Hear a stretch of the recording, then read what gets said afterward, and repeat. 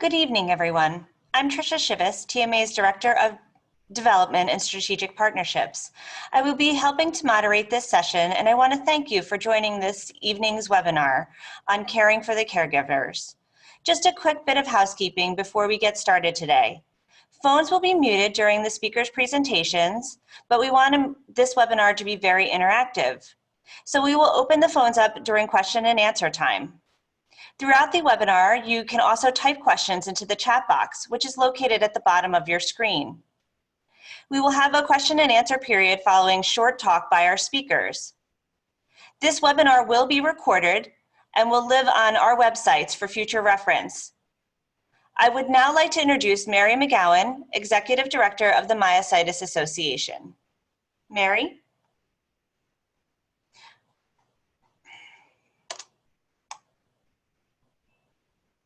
Good evening and welcome to this webinar on caring for caregivers, presented jointly by the Myositis Association, also known as TMA, and Myositis Support and Understanding, also known as MSU.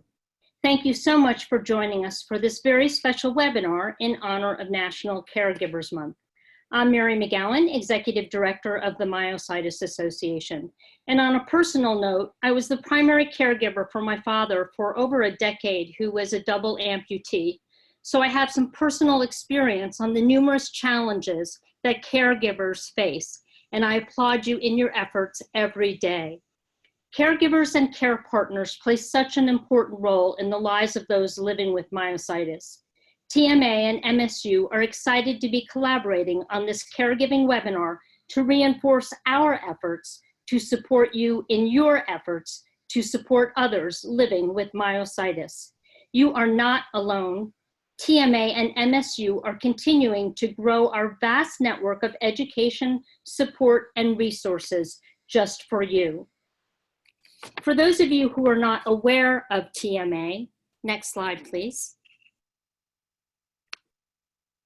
We are the leading nonprofit association for patients, their care partners, and the medical community. We were founded in 1993 by a patient who was living with IBM. Her name was Betty Curie. She began the organization with just 12 patients, and we have grown to be a membership of over 11,000. And we've also spawned numerous international organizations. And last year, we celebrated our 25th anniversary. Next slide, please. So we educate myositis patients, care partners, and clinicians. We have an annual patient conference with over 500 attendees every year. We also do educational webinars, and we have materials and brochures. We support patients, care partners, and the medical community. We have 40 nationwide in-person support group meetings, and we also have our ongoing mentoring and support programs for one-on-one. We advocate for research and policies that meet the needs of patients. We're located just a couple of miles from Capitol Hill, and we do a lot of work with advocacy coalitions. And we also fund critical research, seeking understanding, new treatments, and ultimately a cure for myositis diseases. And we have funded over $7 million in research. And of course, we work to increase awareness of myositis internationally with an emphasis on the medical community. We also had a very special campaign on women of color and myositis, which reached over 5 million people in just 30 days. Next slide, please. So it is now my distinct honor to introduce Jerry Williams, founder and president of Myositis Support and Understanding. Jerry?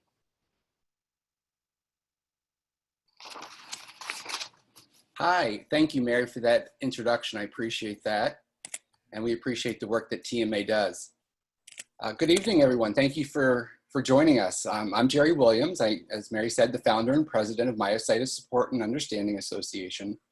I'm also a patient living with what was thought to be polymyositis for the past 18 years, but is now classified as dermatomyositis. And on the other side of Mary's experience as a patient with myositis, I have been on the patient side receiving services from caregivers for 18 years. So I applaud everything that you do and sacrifice to ensure that patients like me are able to do the things that they need and often want to be able to do. Next slide, please. So who is Myositis Support and MSU? We are a patient-led, all-volunteer nonprofit dedicated to improving the lives of patients and caregivers and empowering the myositis community. I originally founded MSU as a small Facebook support group in 2010, and learning the needs of the community that were not being addressed created the nonprofit. Since, we have grown very large in thanks to our volunteers and members, including caregivers, care partners, and spouses. In May of 2020, we'll be celebrating our 5th year anniversary as a nonprofit, always during Myositis Awareness Month. We happen to incorporate and get our nonprofit in May. And all of the work that we do, from strategy, planning, research, and management to daily operations, is done by volunteers, patients, caregivers, and others interested in or having a background with myositis and other rare diseases. Next slide, please. It is my privilege to introduce Lynn Wilson, Vice President of MSU. Lynn and I work closely together managing the operations of MSU.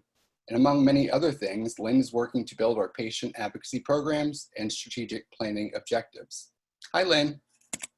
Hi, Jerry. Thank you, Mary and the staff at TMA for allowing us to collaborate on this webinar. As Jerry said, I am the Vice President of MSU. And as Jerry, I am a myositis patient. I've had dermatomyositis since 2015.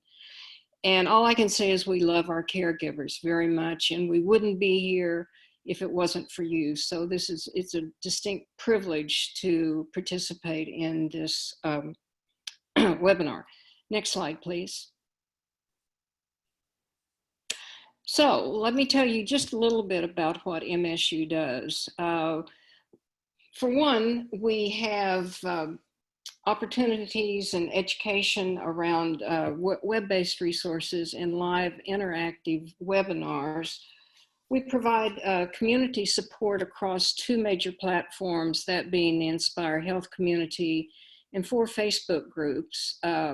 We have monthly live support sessions for myositis patients, 1 for caregivers and 1 for IBM patients and caregivers, which I actually lead.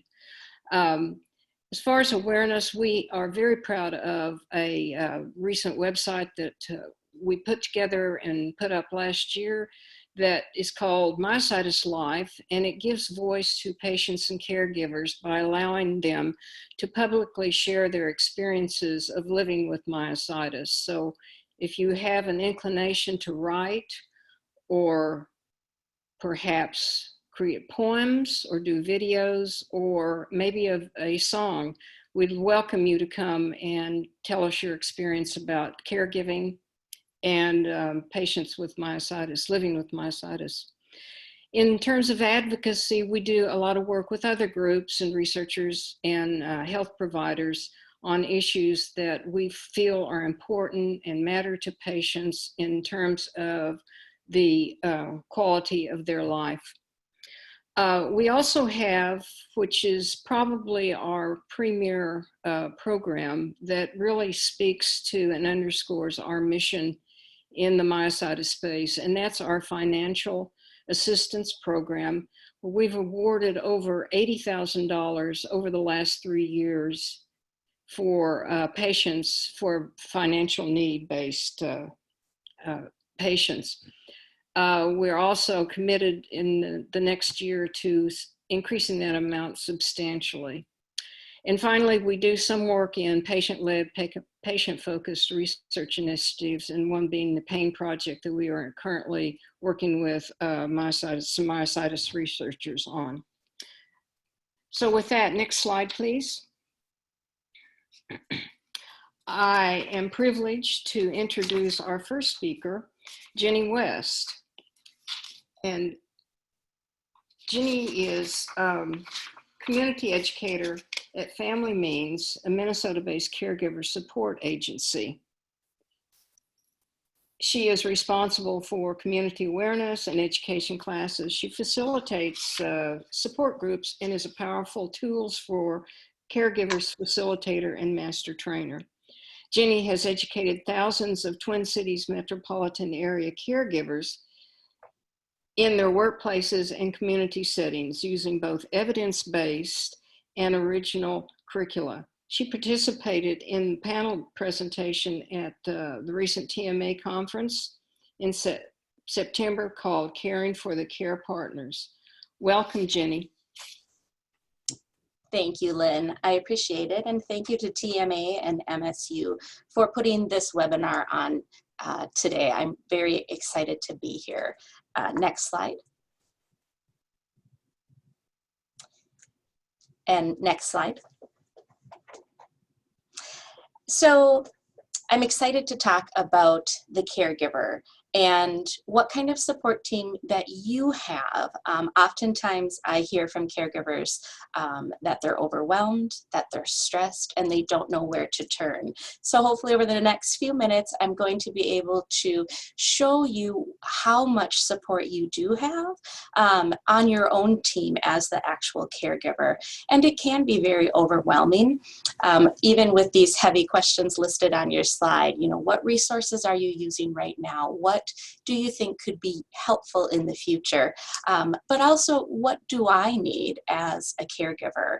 How can I find a good balance between that care partner role and then the role that you were prior to having this diagnosis of a family member, a spouse, a partner, whoever you are providing that care for? It's really important to ask yourself, you know, what do I need and who can help me?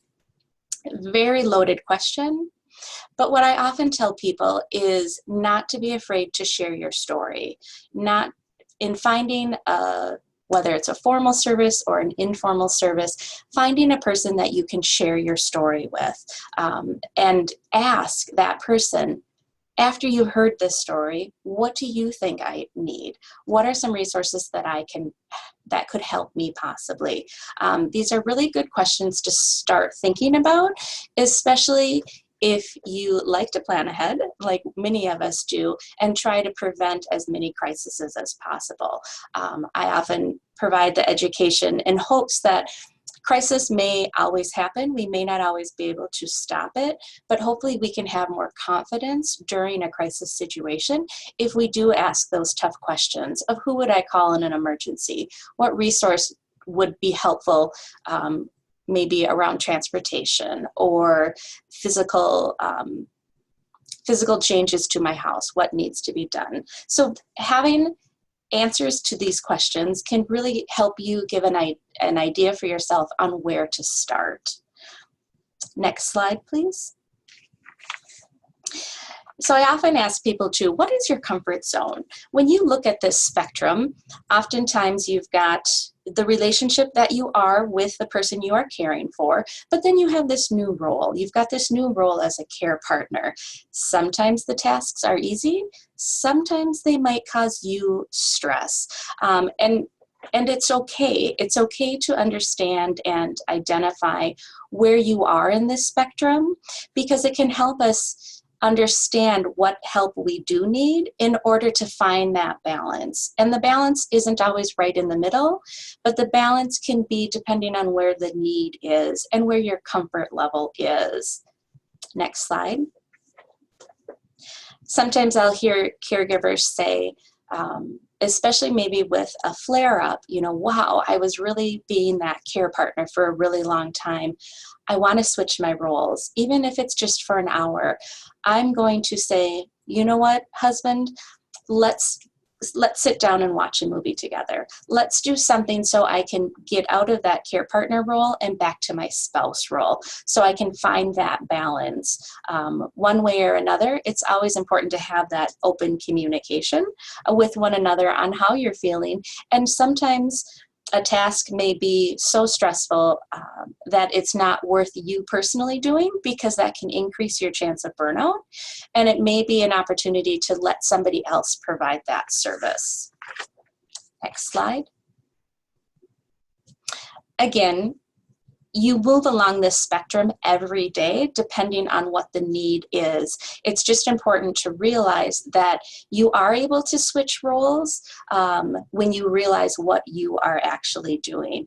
It's also important to know that in asking for support from a friend, a company, a service, that's actually a sign of strength, that you're actually widening your support system so you can actually care longer. I often tell caregivers, if you do not renew yourself and get back to 100%, how do you expect to give 100%? So it's really important to give yourself grace and have lines of communication open on how you're feeling and what needs to be done. Next slide. So here are a lot of opportunities that may be available in your community, and we will have resources at the end of this webinar on where you can start looking. But there are a lot of formal services out in the community, and it's important as soon as you get connected with one, as I had said prior, it's really important to say, especially when you've developed that trusted relationship, what else do you think I could use? What do you think could help me in the future? There are a lot of different support groups, whether in person or online, that are available. Learning from one another can be so helpful. We are all on our own journey of the caregiving, but it's really important that sometimes we can learn from other people. Support groups vary, so if one doesn't work, don't be afraid to try another one. I have never met a caregiver that doesn't want to help out another caregiver by sharing their experiences and hopefully letting that person be better off. And so looking at what's available. You may only need to talk to an elder law attorney maybe once or twice, but knowing that you have that set up and have some things in place can again decrease some of that stress and know that things are taken care of in the future. I can only assume that there's always a relationship with physical therapy, maybe occupational therapy and speech therapy, and making sure that you are connecting with that therapist and asking them continued question. What else do you see that could help me? I always say that the golden question is, what am I not asking that I should be? In any of the situations, especially in medical communities, because they'll answer whatever question you have. But if you ask that question, what am I not asking? It will actually trigger them to be like, oh yeah, this is the situation here. Wow, they might be able to benefit from this. So that, again, looking at kind of those formal services that you already have in place or are thinking about setting up. Next slide. So kind of going from formal to informal services, we don't really think of our informal services, but yet sometimes they are, in fact, our strongest support, whether it be a neighbor or somebody from your faith community. It could be a volunteer program that may be helping you out, or maybe it's a volunteer program that is raking your yard. So that's one less thing that you have to do. Really taking a look at what kind of services are informal that you already have lined up, and where else could it be beneficial for you to have in the future. Another thing I hear often from caregivers is, I always have people say, oh, just call me, let me know if you need anything. And oftentimes it's a blank of, I have a million things going on in my mind, but I can't think of one thing to ask. And so I always like to shift the conversation and say, I can't think of anything right now, but if I do, when I do, I will definitely call you. There's a lot of people that want to help and they don't know how. So they ask the open-ended question, call me if you need anything. I like to tell caregivers that this is your opportunity to call them and start with some small services, something that you know that they're good at, that they may not find as stressful, and invite them into your support team, because everybody needs that additional support. And next slide. So again, looking at the previous slides, you can probably start looking at yourself in the middle as the caregiver, and that you do have a team of support, whether it's a family member who could be far away, but they help you with paying your bills, or they check in on you every week and you share coffee over the phone. Looking at who is on your team is really important. The people that you rely on consistently, whether that means every day, every week, who is kind of that second person that you would call upon if you would need help. Emergency support. And I do have to warn you that it really is important when you answer this following question: who would you call at 2 a.m. in the morning for help? Whatever your answer is, or whoever that may be, please let them know. Please let them know that you attended this webinar and that was a question that you hadn't thought of before. And by golly, your name popped up. I'm going to call you if there's ever an issue. You're my backup person, and at 2 a.m. It will give them the understanding of, wow, if I see my phone rings and Jenny calls, I know it's an emergency because she told me that I'm her emergency support. So I'm going to make sure that I can take that call. It also gives them the sense that they are helping you out when you need it, in fact. I like to call this the venting support. For caregivers, there's a constant 5 steps ahead of where you are right now, planning for A, B, and C, getting things done. And sometimes we just need that trusted friend, therapist, or just special person that that you can just vent to. We have a lot of things going on in our mind, and sometimes just getting it off of our chest, out of our mind, can be very beneficial. I did put seasonal support, whether it is that person that is going to help you rake your yard or help with a family holiday that's coming up. Who do you rely on just every once in a while, but that they're there?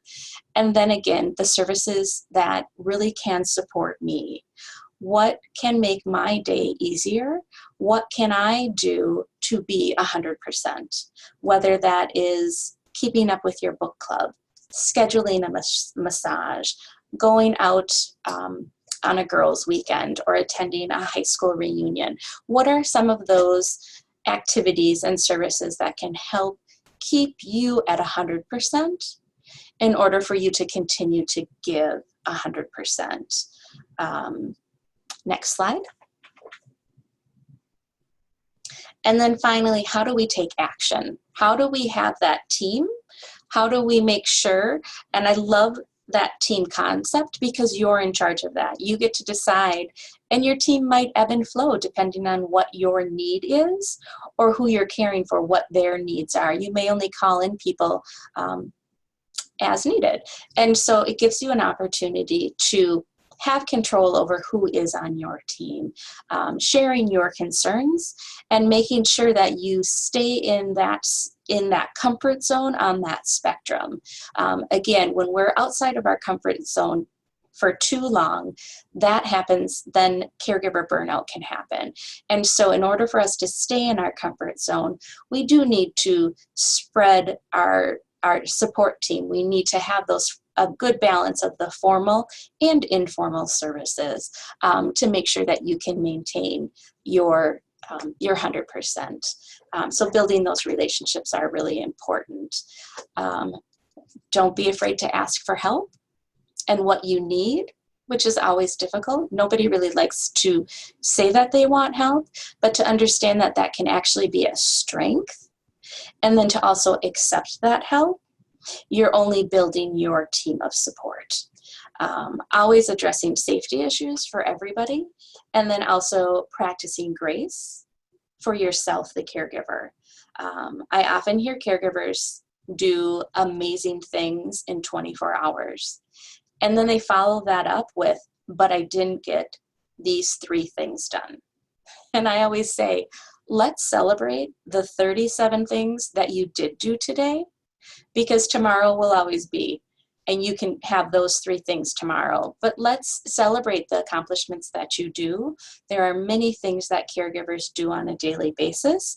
And so congratulating yourself, celebrating those successes, and practicing grace to yourself is also very important. And I would just like to end with a quote from former First Lady Rosalind Carter. And she said it best: when there are only 4 kinds of people in this world, those who have been caregivers, those who currently are caregivers, those who will be caregivers, and those who will need caregivers. Thank you for all that you do, and I hope you can celebrate National Caregivers Month. So thank you. Thank you, Jenny. Really appreciate your speech. I'd like to now, thank you, take the opportunity to introduce, next slide, please. Thank you. Introduce Jill Kagan. Ms. Kagan is Program Director for the ARCH National Respite Network and Resource Center. The center houses the Lifespan Respite Technical Assistance Center, funded by the U.S. Administration for Community Living and the National Respite Coalition, ARCH's policy division. She has served on numerous national advisory boards, including her current roles on the National Advisory Council to the Family Support Research and Training Center and the Duke UCLA National Child Traumatic Stress Network Advisory Committee. She has also recently served as a co-chairman of the Respite Impact Council for the Elizabeth Dole Foundation Hidden Heroes Military Caregiver Campaign. Ms. Kagan represents ARCH on several prominent national and international coalitions, including the National Child Abuse Prevention Partners of the U.S. Children's Bureau and the International Short Break Association, of which ARCH is founding member.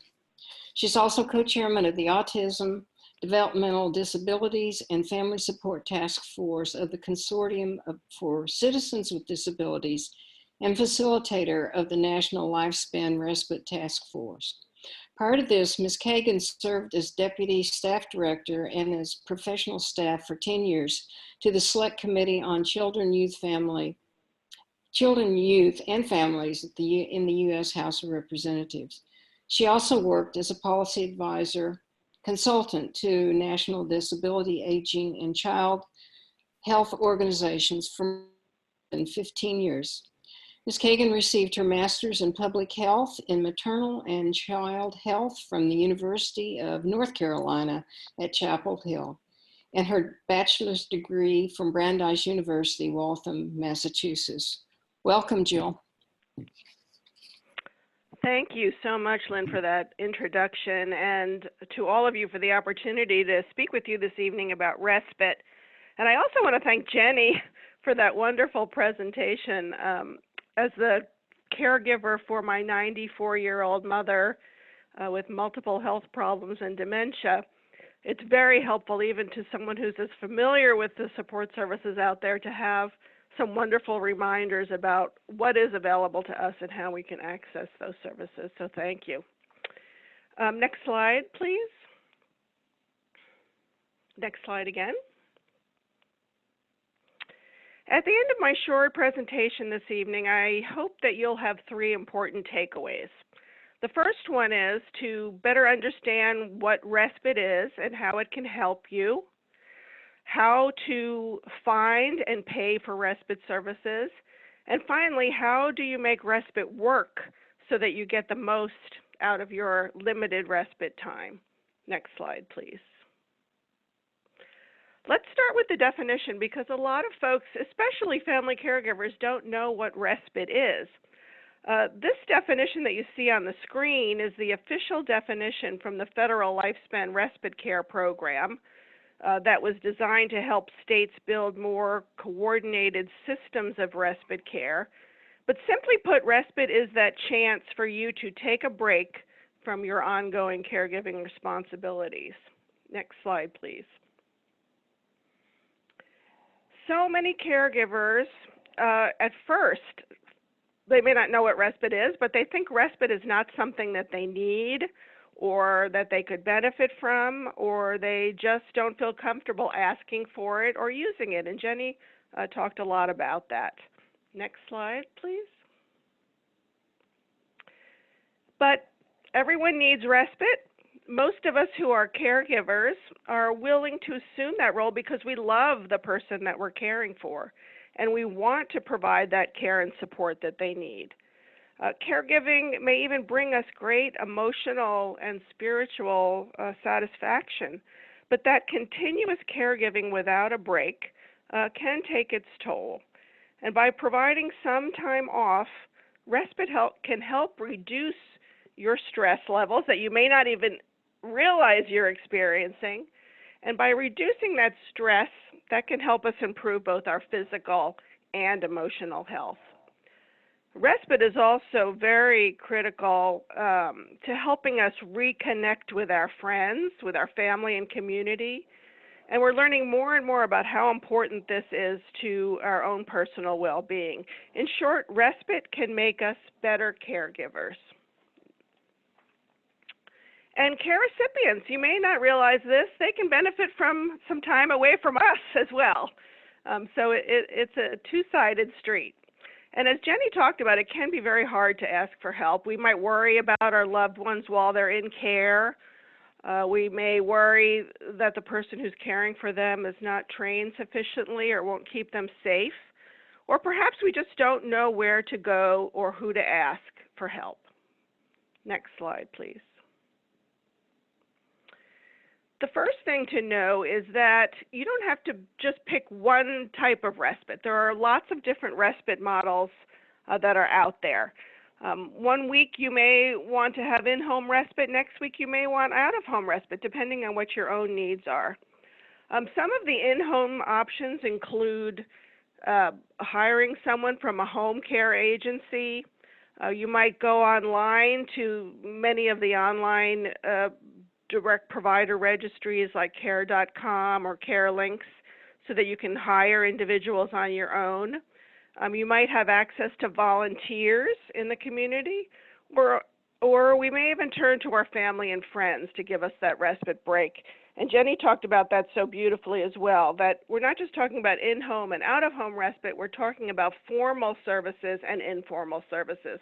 And sometimes those informal services are more readily available and can be just as refreshing and restorative.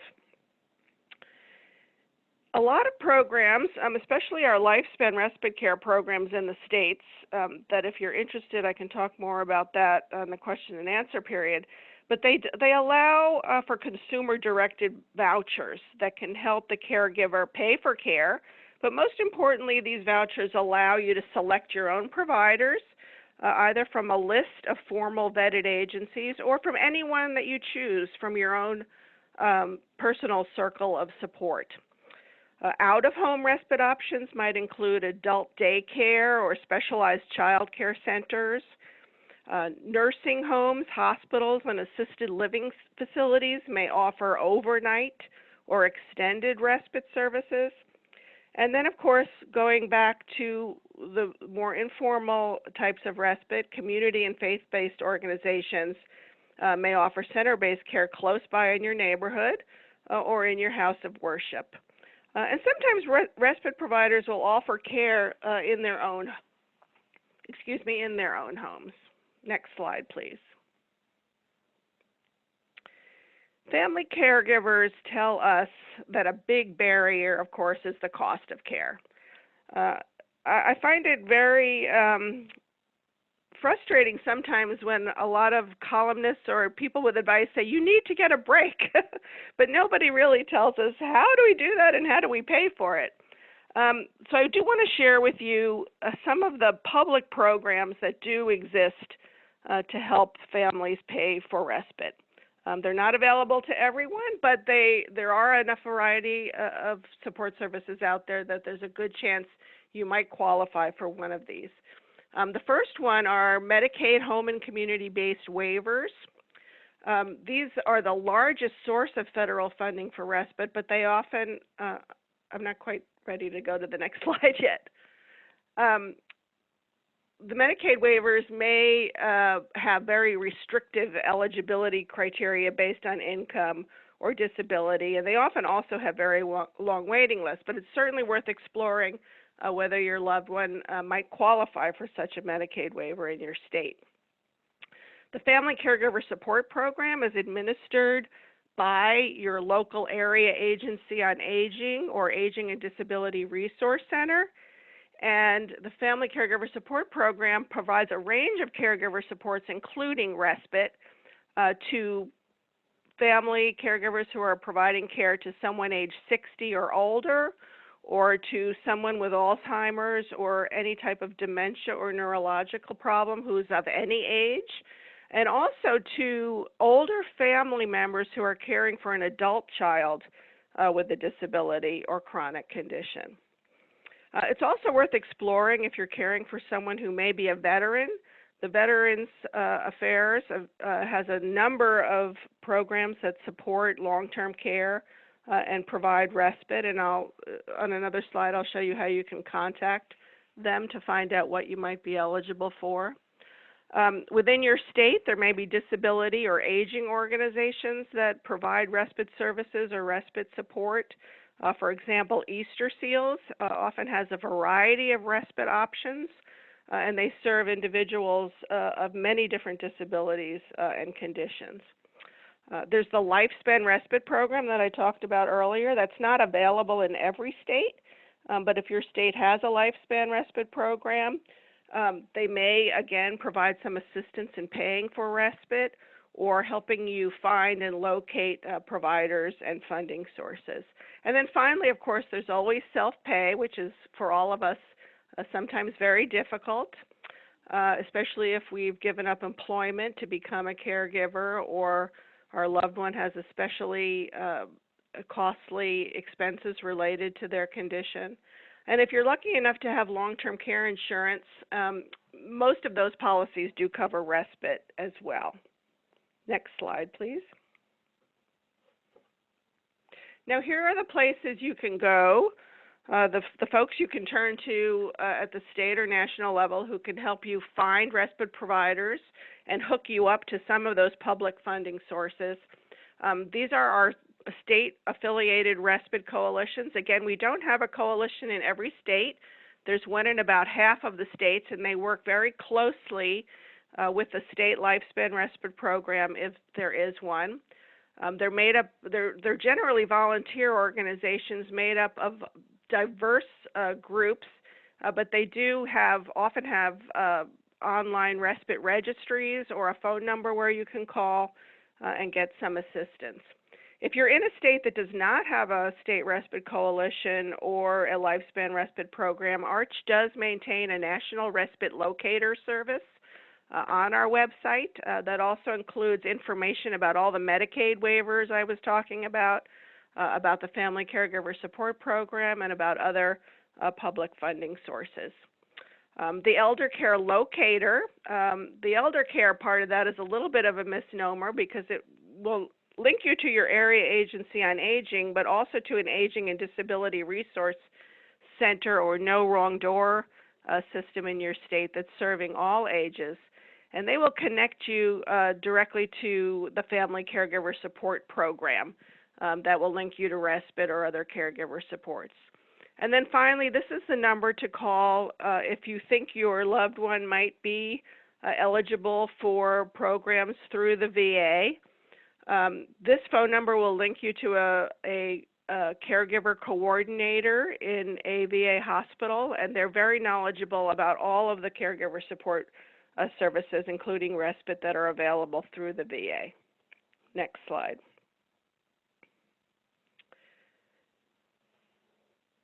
If you are considering respite, it's really important to think about it now. Respite really has been shown to be most helpful if you use it very early in your caregiving experience and use it as regularly as possible. So many of us wait until we're in a crisis to seek this type of assistance, and it's much better not to wait.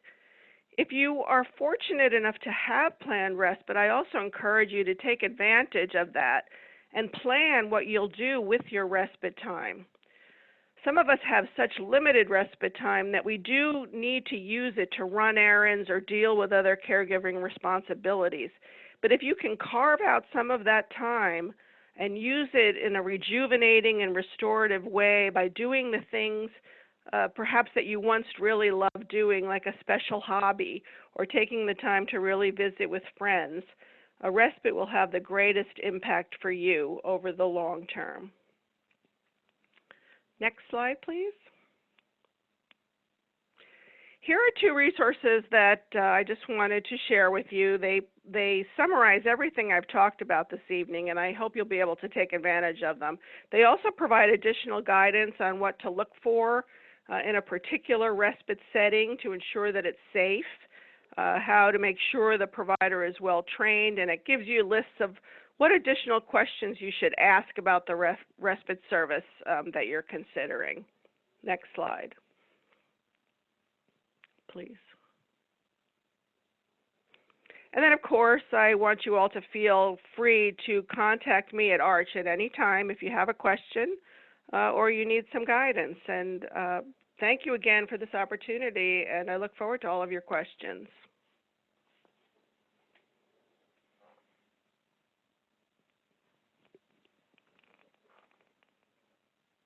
Thank you so much, Jill. That was a wonderful presentation and it had a lot of really wonderful information in it. So thank you so much.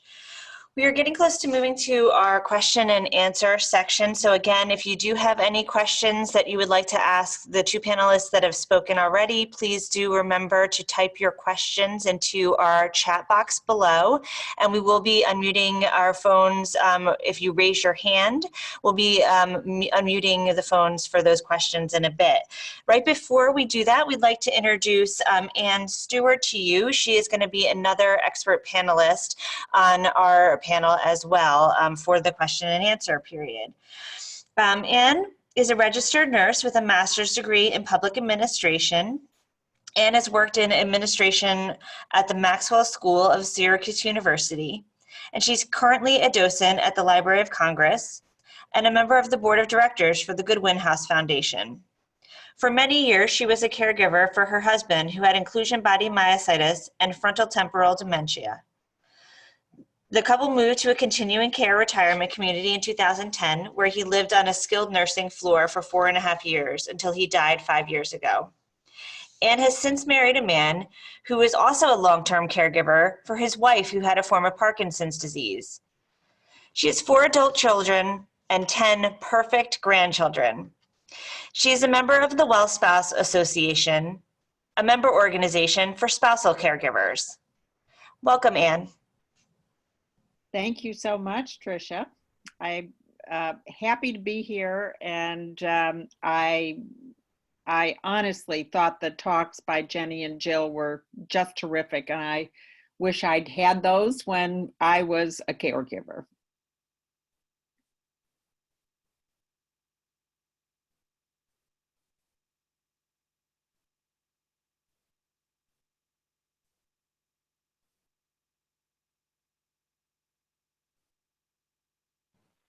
Am I still on?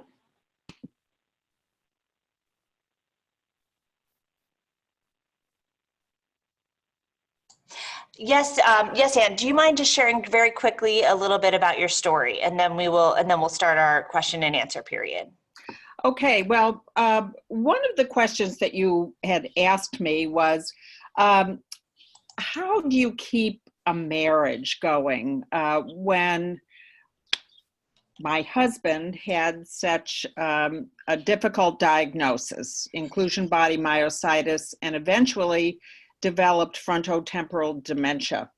And I have to say that the Well Spouse Association, and that website is wellspouseassociation.org, helped me so much to meet other people who gave me such great advice. And the funny thing is that a newsletter arrived in my mailbox one day.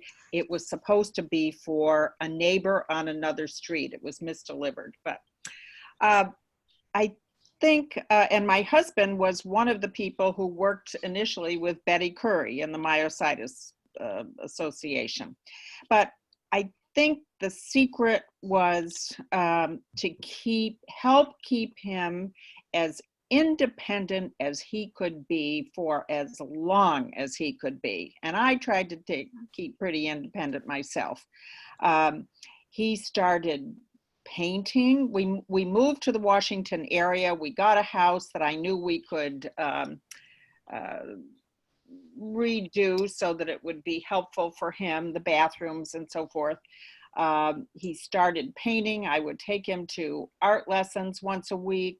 I learned to frame pictures. It wasn't really my thing, but it was his thing. He got into shows and so forth. But we traveled a lot. He met a woman in his art class who had been had a disability since she was a child, and she was so helpful in helping us to figure out how to travel. We got a minivan. I know you can buy used vans, handicap vans. I went to the National Rehab Hospital here to get him measured for a wheelchair. He had a scooter before that. So it was really important for me to help him be as independent as he could be. Thank you so much, Anne. That's so helpful. And I'm sure that you will be able to provide a lot of resources as we go into our question and answer period. As a reminder to everyone, during this question and answer period, you can ask a question by raising your hand. To raise your hand, you go into the bottom of the screen. You'll see there's an option for raising your hand at the bottom of your screen.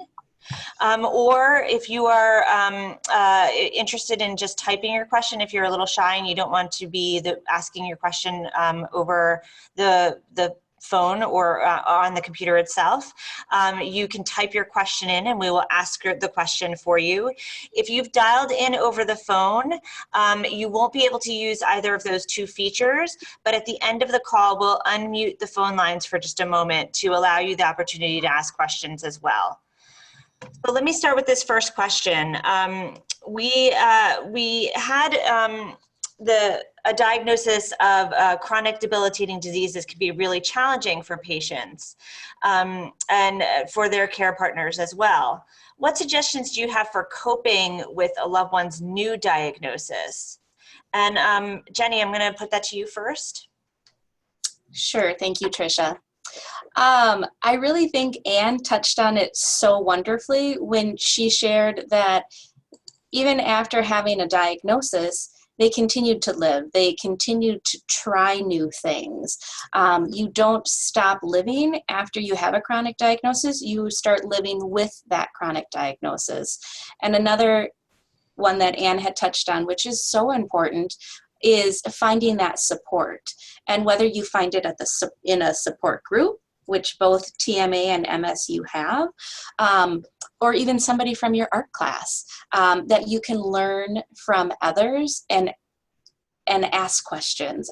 It's so important. Getting that education around that diagnosis, but also continuing to live and try new things is so very important, just to stay engaged in keeping your relationship going, but then also is remaining an individual and not just the diagnosis.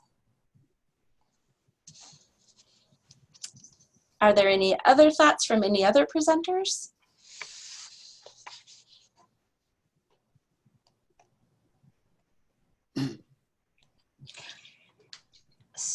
We can move on to the next question if there's not. Mary, would you like to unmute yourself and ask your question? Mary Waters.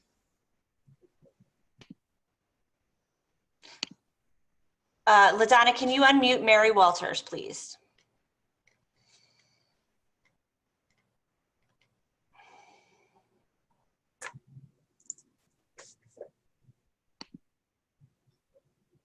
Mary, you may see something pop up that asks you to unmute yourself.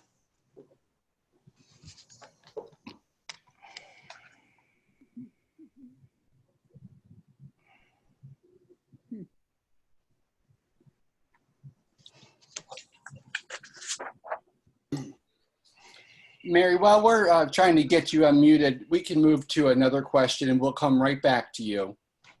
So another question, and I'm going to direct this to Anne initially. What are some sorts of special attention does a couple need to have to maintain their marriage when one of them has a rare chronic and degenerative disease? Well, as I said, I think the independence for each person is, oddly enough, the best thing that can happen to a marriage. And my husband was the one who always did the financial things, for example, and he continued to do that as long as he could. Although I learned subsequently that he developed frontotemporal dementia, which is associated, the physician said, with inclusion body myositis, and financial things are the first thing to go. So I learned that. Luckily, nothing happened and I was able to take over. But the connection with friends was also so important. I had ramps that I could carry around, and we'd go, unless the friend had very high steps, and some of them did. If they had a couple of steps, I could get him into another house, and we would keep our connections with friends. I think caregiving can be so isolating. It's very hard. Honestly, it's the hardest job I ever did. I also found a therapist. She was a social worker, and I have 4 great kids who were so helpful, but there were times when I just needed this therapist, and she would give me concrete steps on things to do and say, and just give me support. So I would say those are the big things. Thank you, Anne. Go ahead. If that's okay, if I can jump in, Jerry, this is Jenny. And I also think too, keeping the conversation going about the diagnosis. We tend to forget to ask the individual who has that chronic diagnosis, what is it like? How has it changed from 3 months ago, from a year ago? So you have a better understanding of what their needs are. I always say, we always want to give the right amount of support, not too much and not too little. And we only know how to meet that by asking, what has become more difficult? What kind of support do you want from me? It's really important to kind of keep that dialogue going so that it's not, so your relationship is not solely around that diagnosis. Your relationship is still around the partnership that you have. And then also in my previous slides that I had, really, being aware of the caregiving roles that you are doing, because sometimes it feels overwhelming, as Anne had said. It's a very difficult job. So allowing other people to try to take over some of those roles to help support you. So yes, you are that primary caregiver, but you also have the relationship that you want to tend to. Good Thank point. you for that. Jill, did you have anything that you wanted to add? Well, I just really wanted to reiterate what Jenny had said earlier. And you can think of respite not only as a break for the family caregiver, but a break for the couple as well from the diagnosis, from the day-to-day caregiving responsibilities, and take some respite time together to engage as a couple and to see each other in the same roles that you had seen each other many times before. So to think of respite not only as a break for the caregiver, but as a break for both of you from the daily drudge of what might be caregiving responsibilities. I think that's an excellent suggestion. So thank you for pointing that out. Mary Walters, we apologize, but for some reason we're not able to unmute your microphone. Could you please type your question in the chat box? Sorry about that. Yes, and Jerry, this is Lynn. I have a question here in the Q&A box from Kathleen, and her question is directed to Anne. She says, my husband has IBM. He is becoming less and less mobile. I'm researching care facilities. What should I look for in one? Well, when I realized, this was after a long time of caring for my husband at home, I used Hoyer lifts. As you said in the beginning, I was a nurse. My bachelor's is in nursing, so I could handle things. I used a Hoyer lift. I was feeding him. I would take him out in public. We'd go to restaurants and I would just feed him. I really had no hesitation in doing that, and he didn't either. So that was all good, but I wasn't sleeping at night. And finally that got to me. So in the end, my children, adult children, had been trying to get me to move and do something. I called a geriatric care manager. She was very experienced, and I asked her for recommendations of facilities. As you know, I live in the Washington area. She happened to be in Virginia where I lived, and she recommended the place where I live now, Goodwin House. And I looked it up, Medicare rate places, facilities. So this had a 5-star Medicare rating. My children, I happened to be in Florida that winter, out of the snow, and my children came to look at the place. So in the end, I moved here. I had never seen it, but it was highly recommended. My children picked out an apartment. He went directly to skilled nursing, and it actually improved his life. He could get around still in a power wheelchair, and he could go to things by himself, and it improved our life. And he would come to my apartment, we'd have a glass of wine, and then we would go for dinner. So it was a very positive experience for me, but nothing is perfect, I can tell you. Nothing is perfect. That's the end of my statement there. Thank you, Anne. Yeah. Jenny? Jill, any comments? I would just like to add that I think word of mouth from, if you've been in support groups or interacting with other people in similar situations, getting their recommendations can be the most valuable.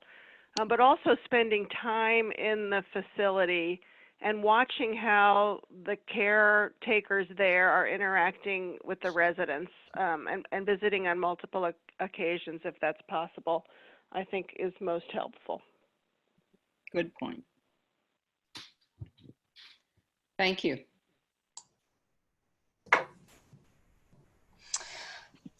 So thank you very much. We are going to try to unmute the phone lines to allow people to ask those questions. And while we're doing that, we'll ask another question for folks as well. So if we could potentially just ask a question about. I think that this was talked a little bit about already, but I think it's important to maybe give a little bit of details on it. But giving yourself permission for the me time, and how do we get to the point of giving permission for the me time? And so perhaps Jenny, can you, and Jill, let me maybe Jenny first, and then Jill, could you chime in, and Anne too, discuss a little bit about how you get people to start thinking about that.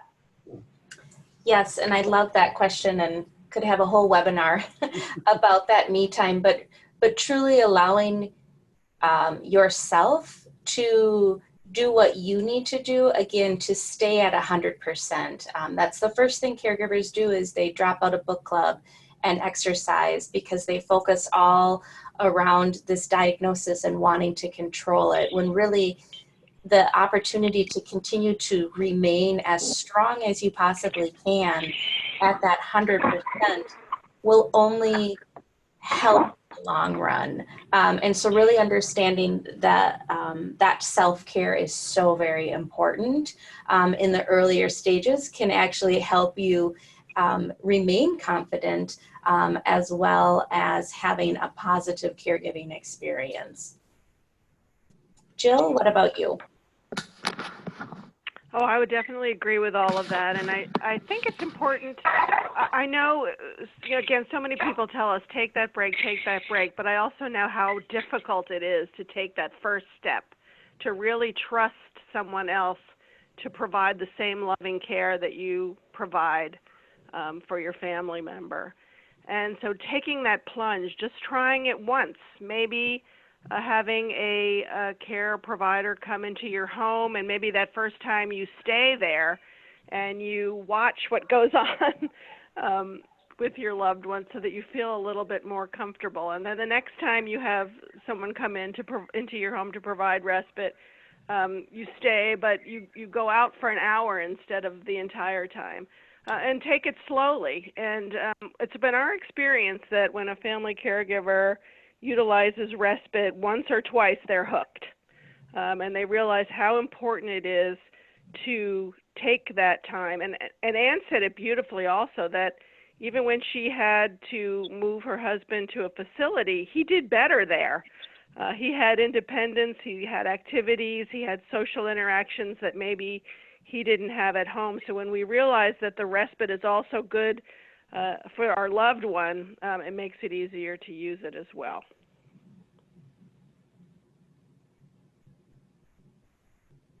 Great, thank you so much. And Anne, did you have any comments on that section? I think they said it well. Okay, perfect. Mhm. So we were able to unmute the phone lines, those of you that are not able to use the computer to ask your questions. So there are 3 people who have called in.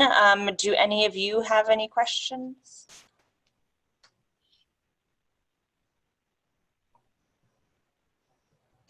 And while we're waiting for just a moment, if your question does not get answered this evening due to the time constraint, please know that at the end of this session will be information on how to contact TMA and MSU, and you can always reach out to us with your questions.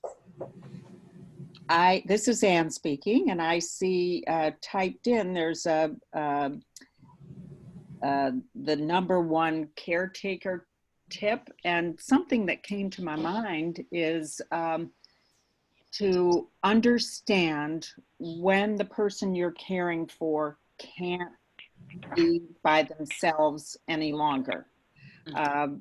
I realized one night when I was going to a neighbor's Christmas party, and my husband was fine. He was alone by himself, but there was snow that night. And I got home, I was fine, but I realized if something had happened, that would have been a disaster.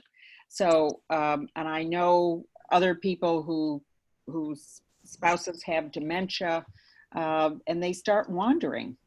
So it's a fine line, but you all of a sudden realize that person can no longer be by themselves any longer with safety. That's great, thank you.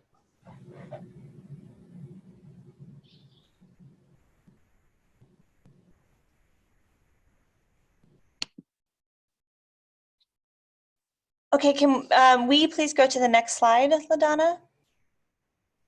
Yes, and on this slide, thank you, LaDonna. On this slide is a list of resources that we've put together, including those of our speakers today, and both of our organizations' websites, along with some other, some other resources that are available to you as caregivers. And we hope that you'll reach out to these organizations and get the resources that you need. I think that's been made pretty clear by all of our caregiver experts today. So thank you for that. And thank you all for attending, and thank you so much for our speakers, and thank you to MSU for joining us. And we are so we think this is such a wonderful opportunity to engage with our caregivers and our care partners. And thank you all. And this concludes our webinar. We will be sending out a survey afterwards, so please do look for that in your box, and we'll include the resources as Jerry had mentioned on that as well in that email. Thank you all very much and have a wonderful evening. Thanks, Thank everyone. you. Take care. Thank you. Bye-bye. Bye.